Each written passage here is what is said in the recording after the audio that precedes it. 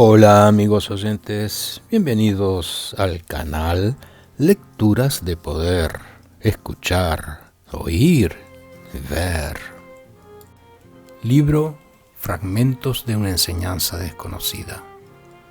Conversaciones entre Gurdjieff y Uspensky. Para captar la distinción y de una manera general la diferencia entre la naturaleza del saber y la del ser y su interdependencia, es indispensable comprender la relación que tienen con la comprensión, el saber y el ser tomados en conjunto. El saber es una cosa, la comprensión es otra. Pero la gente confunde a menudo estas dos ideas, o bien no ve claramente dónde está la diferencia. El saber por sí solo no da comprensión, y la comprensión no se puede aumentar por el solo acrecentamiento del saber. La comprensión depende de la relación entre el saber y el ser. La comprensión resulta de la conjunción del saber y del ser. Por consecuencia, el ser y el saber no deben divergir demasiado. De otra manera, la comprensión se encontraría muy alejada de ambos. Como ya hemos dicho, la relación del saber con el ser no cambia por el simple acrecentamiento del saber.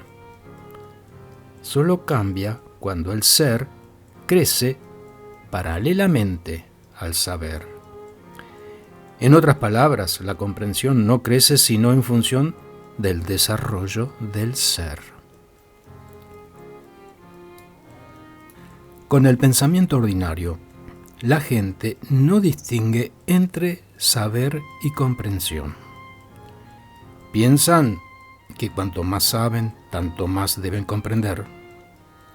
Es por esto que acumulan el saber, o lo que ellos así llaman, pero no saben cómo se acumula la comprensión y no les importa saberlo. Por lo tanto, una persona ejercitada en la observación de sí sabe con certidumbre que en diferentes periodos de su vida ha comprendido una sola y misma idea, un solo y mismo pensamiento de maneras totalmente diferentes. A menudo le parece extraño que haya podido comprender tan mal lo que ahora comprende tan bien, según cree.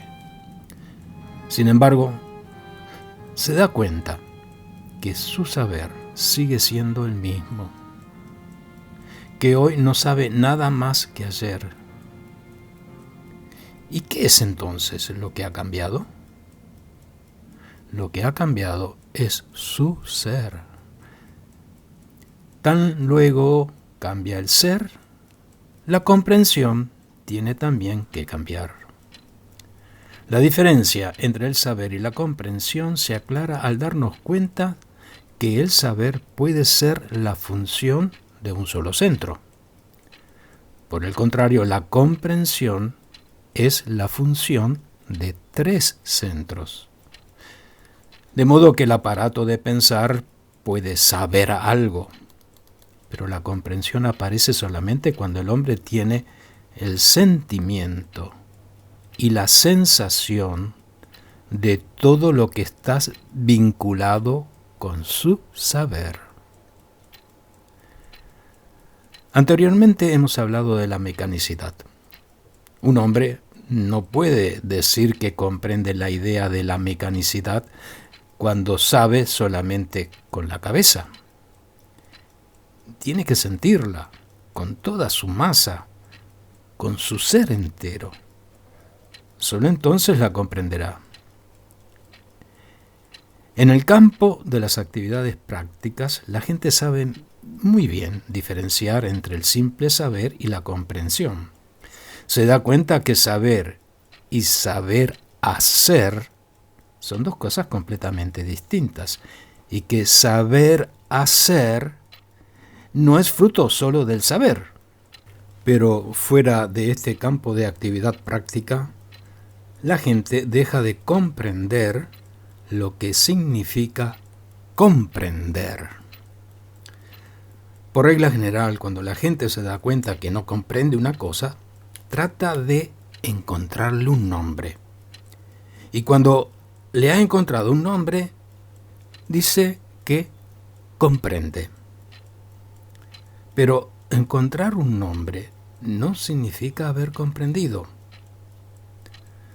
Por desgracia, la gente se satisface habitualmente con nombres y se considera que un hombre que conoce un gran número de nombres, es decir, una multitud de palabras, es muy comprensivo, excepto en las cosas prácticas donde su ignorancia no tarda en ponerse en evidencia.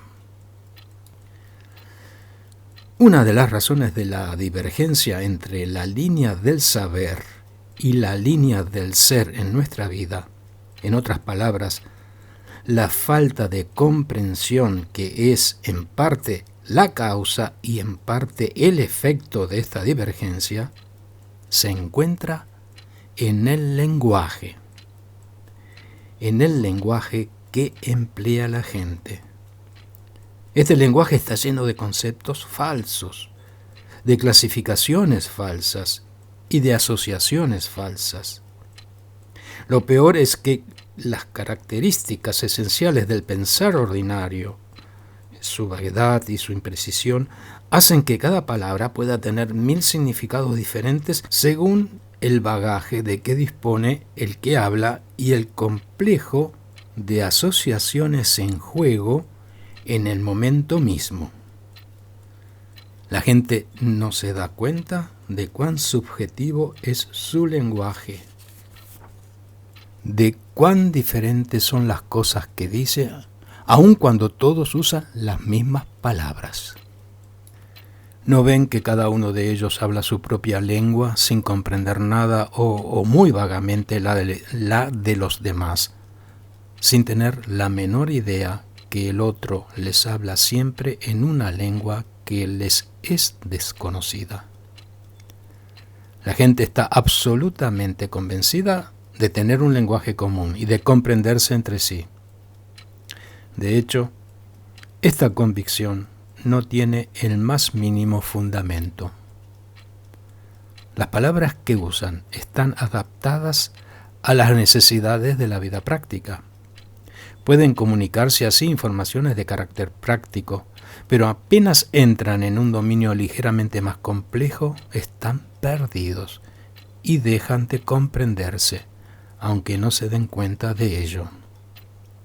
A menudo, si no siempre, las personas creen comprenderse y en todo caso se imaginan que podrían comprenderse con solo tomarse la molestia. Se imaginan también comprender a los autores de los libros que leen y no ser los únicos que son capaces de comprenderlos. Esta es una ilusión, más de las ilusiones que se forjan en medio de las cuales viven. En realidad, nadie comprende a nadie. Dos hombres pueden decir la misma cosa con profunda convicción, pero dándoles nombres distintos, y discutir interminablemente sin sospechar que su pensamiento es exactamente el mismo. O bien, inversamente, dos hombres pueden usar las mismas palabras e imaginar que están de acuerdo, que se comprenden, mientras que en realidad dicen cosas absolutamente diferentes y no se comprenden en lo más mínimo. Tomemos las palabras más simples, las que nos vienen constantemente a los labios, y tratemos de analizar el sentido que se les da. Veremos que en todo momento un hombre pone en cada palabra un sentido especial que otro hombre nunca le ha dado y que ni aún sospecha. Tomemos, por ejemplo, la palabra hombre, entre comillas, e imaginemos una conversación en la cual esta palabra se repite a menudo, sin exagerar, habrá para la palabra hombre, entre comillas, tantos significados como personas presentes. Y estos significados no tendrán entre ellos nada en común.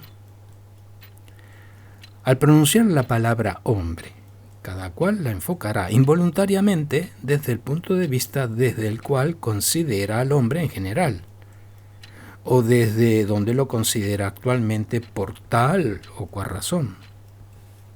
Así, una persona puede estar preocupada por la cuestión sexual, entonces la palabra hombre perderá para ella el sentido general y al oírla se preguntará enseguida, ¿quién? ¿Hombre o mujer? Otra persona puede ser devota y su primera pregunta será, ¿cristiano o no cristiano? La tercera quizás un médico y el concepto hombre se reducirá para ella a sano o enfermo. Y por supuesto desde el punto de vista de su especialidad. Un espiritista pensará en el hombre desde el punto de vista de su cuerpo astral, entre comillas, y de la vida en el más allá, etc.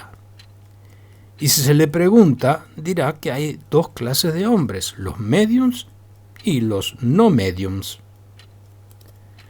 Para un naturalista, el centro de gravedad de sus pensamientos será la idea de que el hombre, como tipo zoológico, tendrá especialmente en vista la estructura craneana, la distancia entre los ojos y el ángulo facial. Un abogado verá en el hombre una unidad estadística o un sujeto para la aplicación de leyes, un criminal potencial o un posible cliente.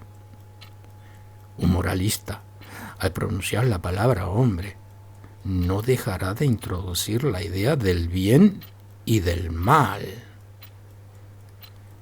Y así sucesivamente, sin fin.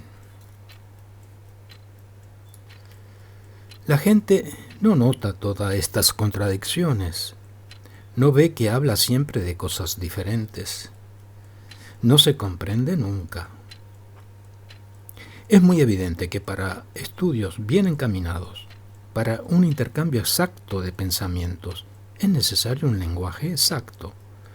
Un lenguaje que haga posible la expresión efectiva de lo que se quiere decir, que permita incluir cada vez una indicación del punto de vista desde el cual se encara un concepto dado, a fin de que el centro de gravedad de este concepto esté bien determinado.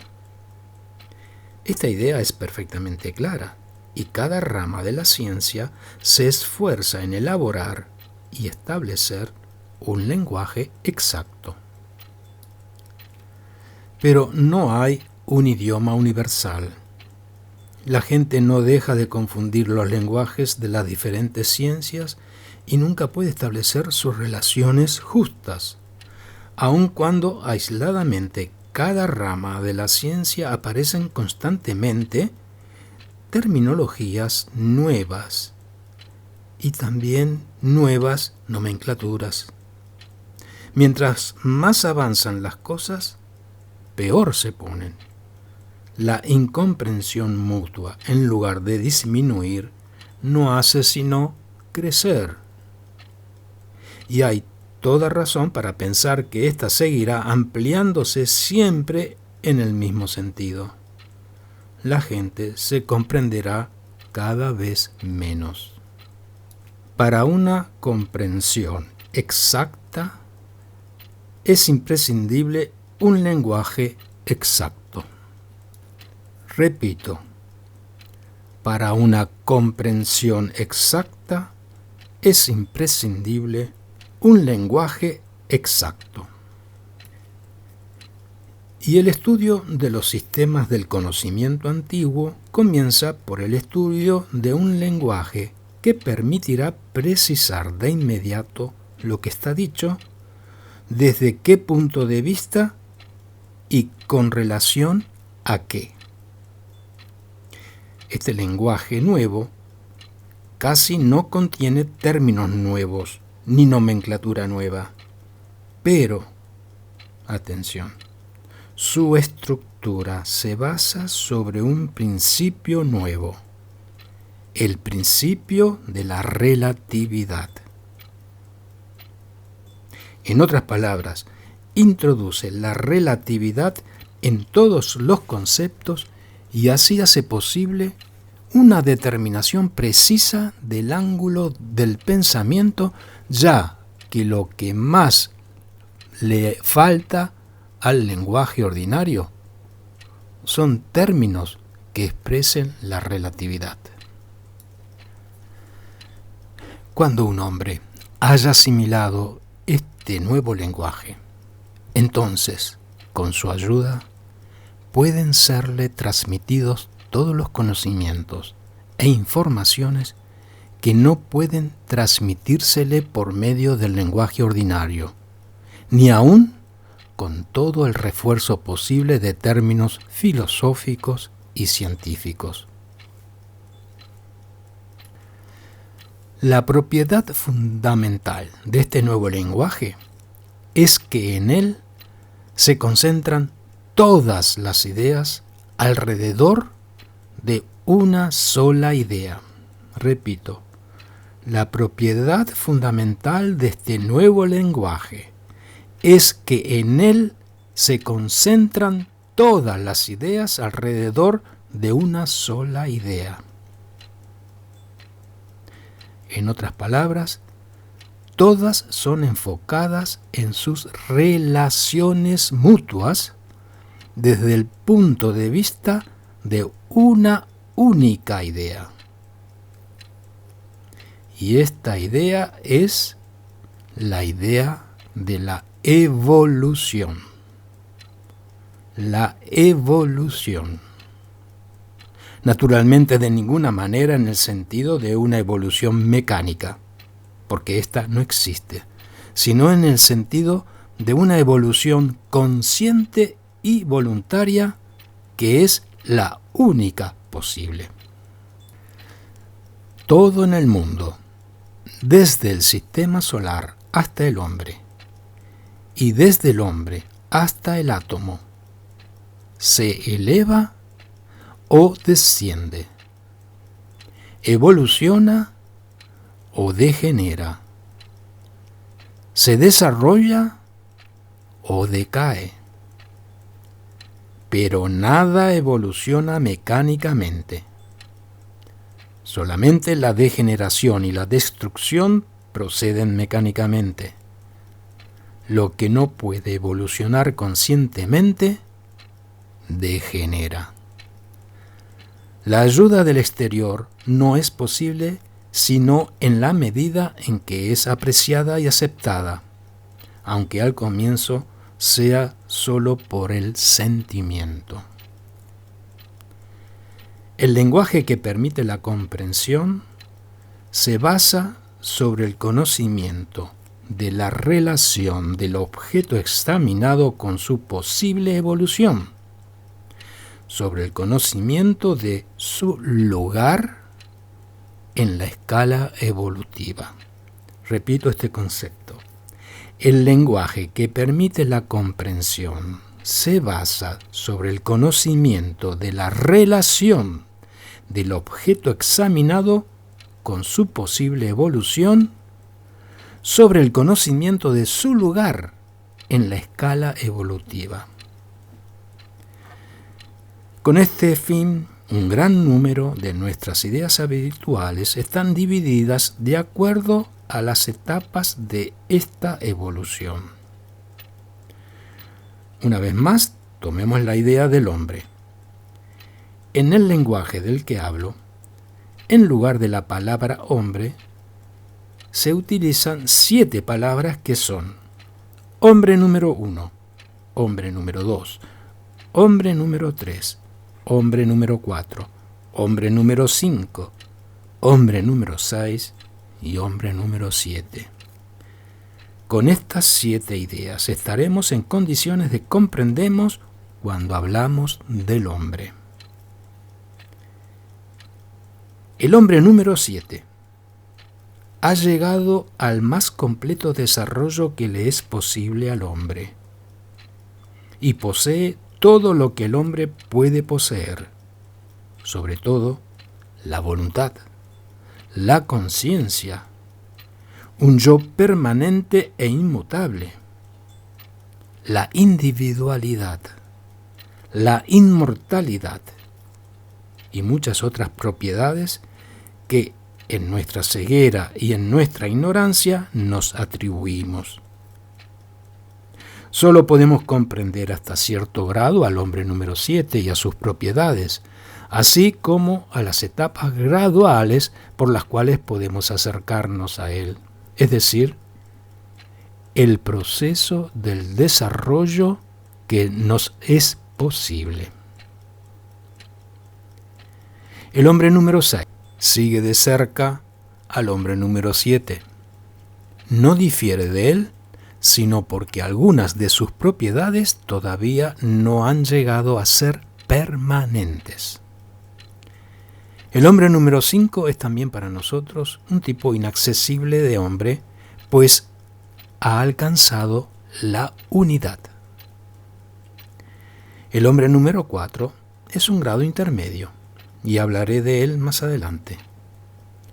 Los hombres número 1, 2 y 3 constituyen la humanidad mecánica. Permanecen en el nivel en que han nacido. El hombre número 1 tiene el centro de gravedad de su vida psíquica en el centro motor. Es el hombre del cuerpo físico en el cual las funciones del instinto y del movimiento siempre predominan sobre las funciones del sentimiento y del pensar. El hombre número 2 está en el mismo nivel de desarrollo, pero el centro de gravedad de su vida psíquica está en el centro emocional. Es entonces aquel hombre en quien las funciones emocionales predominan sobre las otras. Es el hombre del sentimiento, el hombre emocional. El hombre número 3 también está en el mismo nivel de desarrollo, pero el centro de gravedad de su vida psíquica se encuentra en el centro intelectual. En otras palabras, es un hombre en quien las funciones intelectuales predominan sobre las funciones emocionales, instintivas y motrices. Es el hombre racional, que tiene una teoría para todo lo que hace, que parte siempre de consideraciones mentales. Cada hombre nace como hombre número 1, número 2 o número 3. El hombre número 4 no nace como tal. Nace como 1, 2 o 3 y no llega a ser 4, sino como consecuencia de esfuerzos de carácter muy definido. El hombre número 4 es siempre producto de un trabajo de escuela. No puede nacer como tal, ni desarrollarse accidentalmente.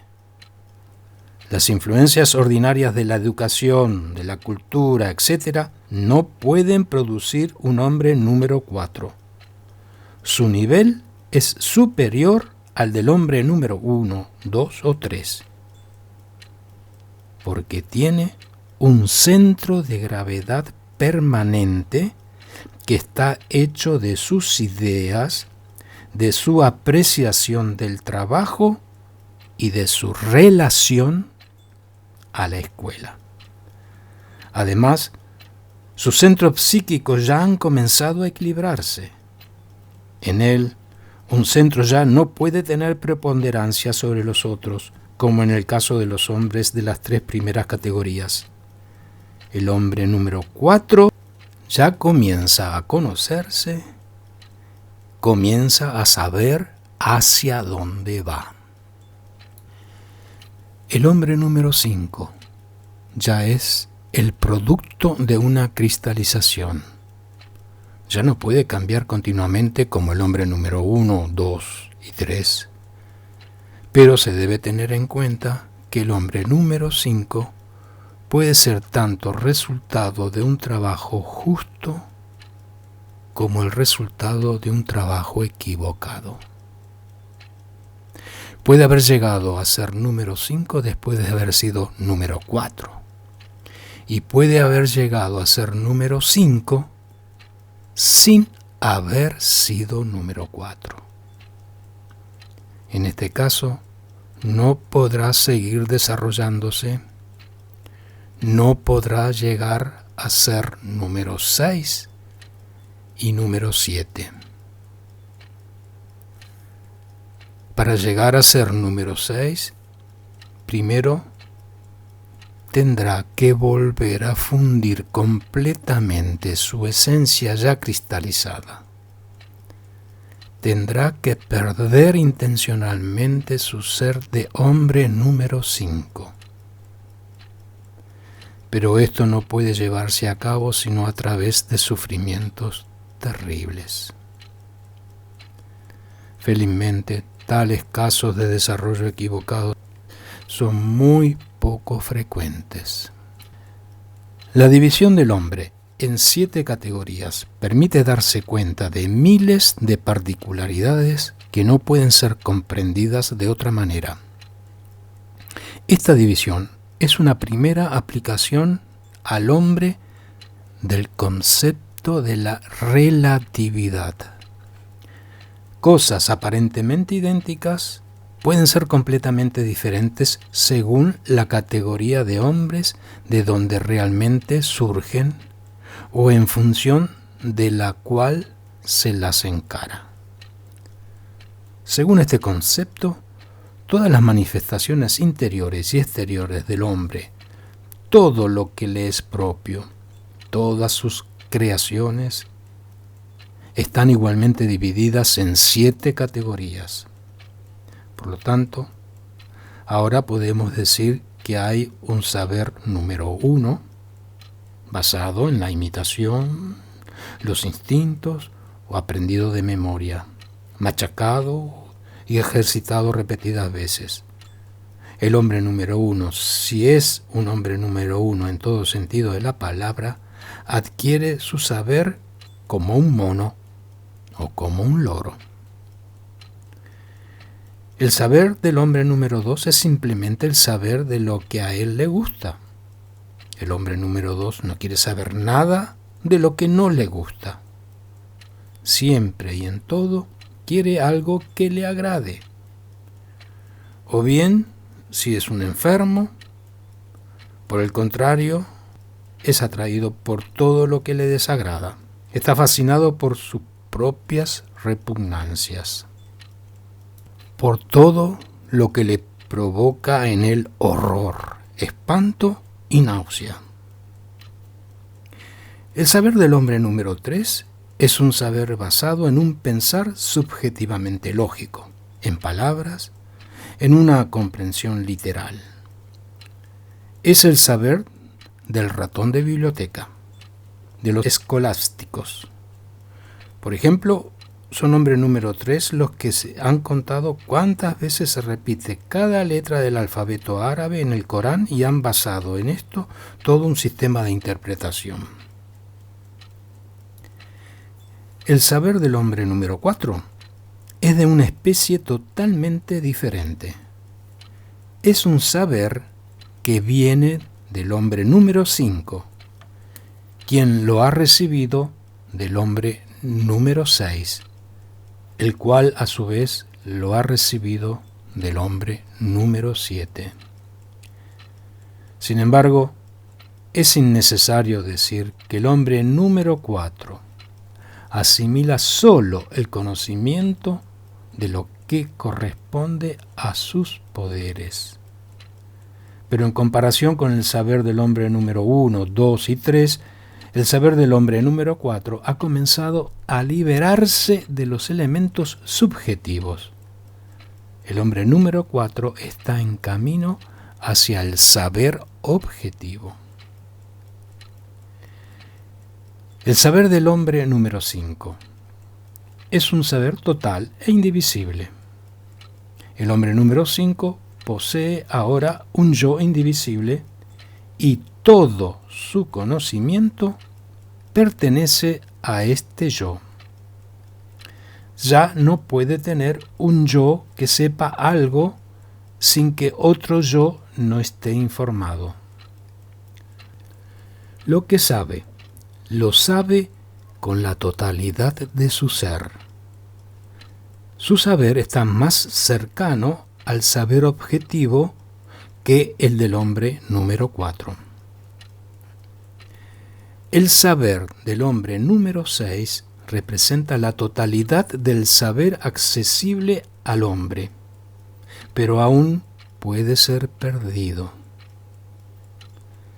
El saber del hombre número 7 es completamente suyo y ya no se le puede quitar. Es el saber objetivo, enteramente práctico de todo. Con el ser pasa exactamente lo mismo. Hay el ser del hombre número 1, es decir, de aquel que vive a través de sus instintos y de sus sensaciones. Hay el ser del hombre número 2, el que vive de sus sentimientos, de sus emociones. Y el ser del hombre número 3, el hombre racional, el teórico, y así sucesivamente. Es así que se comprende por qué el saber nunca puede estar alejado del ser. Debido a su ser, los hombres número 1, 2 y 3 no pueden poseer el saber de los hombres 4, 5 y niveles superiores. Cualquier cosa que se les dé, lo interpretan a su modo. No sabrían hacerlo de otra manera, sino rebajándolo a su propio nivel inferior. Se puede aplicar el mismo tipo de división en 7 categorías a todo lo que se refiere al hombre. Hay un arte número 1, que es el arte del hombre número 1. Un arte de imitación, una simulación, o bien groseramente primitivo y sensual, como la música y las danzas de los pueblos salvajes. Hay un arte número 2, un arte de sentimiento. Un arte número 3, que es intelectual, inventado, y debe haber un arte número 4, 5, etc. Exactamente de la misma manera, hay una religión del hombre número 1, es decir, una religión hecha de ritos, de formas exteriores, de sacrificios y de ceremonias brillantes, que a veces pueden ser de un esplendor imponente, o por el contrario, de un carácter lúgubre, salvaje, cruel, etc. Hay una religión del hombre número 2, la religión de la fe, del amor, del fervor, de la adoración y del entusiasmo, que no tarda en transformarse en una religión de persecución, de opresión y de exterminio de los herejes, entre comillas, o de los paganos. Hay una religión del hombre número 3, intelectual y teórica, una religión de pruebas y argumentos basadas en razonamientos, interpretaciones y deducciones lógicas. En realidad, las religiones número 1, 2 y 3 son las únicas que conocemos. Todas las formas religiosas conocidas por nosotros pertenecen a una u otra de estas 3 categorías. En cuanto a la religión de los hombres, número 4, 5, 6 y 7, no la conocemos y no podemos conocerla mientras sigamos siendo lo que somos. Si en lugar de tomar la religión en general consideramos al cristianismo, veremos que igualmente un cristianismo número 1 es, por así decirlo, un paganismo bajo el nombre cristiano.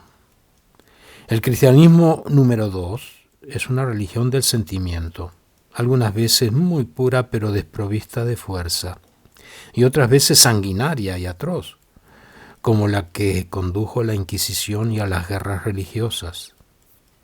El cristianismo número 3 ejemplo del cual nos ofrecen las diferentes formas de protestantismo. Se basa en teorías, argumentos y en toda una dialéctica, etc. Luego hay un cristianismo número 4, del cual los hombres número 1, 2 y 3 no tienen la menor idea. De hecho, el cristianismo número 1, 2 y 3 no es sino una imitación exterior. Solo el hombre número 4 se esfuerza por llegar a ser un cristiano, y solo el hombre número 5 puede ser realmente un cristiano. Porque para ser un cristiano hay que tener el ser de un cristiano, es decir, vivir conforme a los preceptos de Cristo.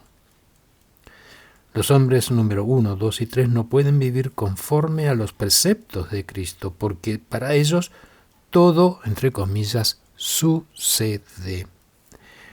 Hoy es una cosa, mañana es otra. Hoy están prontos a darles a un hombre su última camisa, y mañana a despedazarlo porque ha rehusado hacer lo mismo con ellos. Son arrastrados al azar del acontecer, van a la deriva. No son sus propios amos y por consiguiente, aun si deciden ser cristianos, no pueden serlo de verdad. La ciencia, la filosofía y todas las manifestaciones de la vida y de la actividad humana se pueden dividir exactamente de la misma manera en 7 categorías. Pero el lenguaje ordinario de los hombres está muy lejos de tener en cuenta estas divisiones y debido a esto es tan difícil para ellos el comprenderse.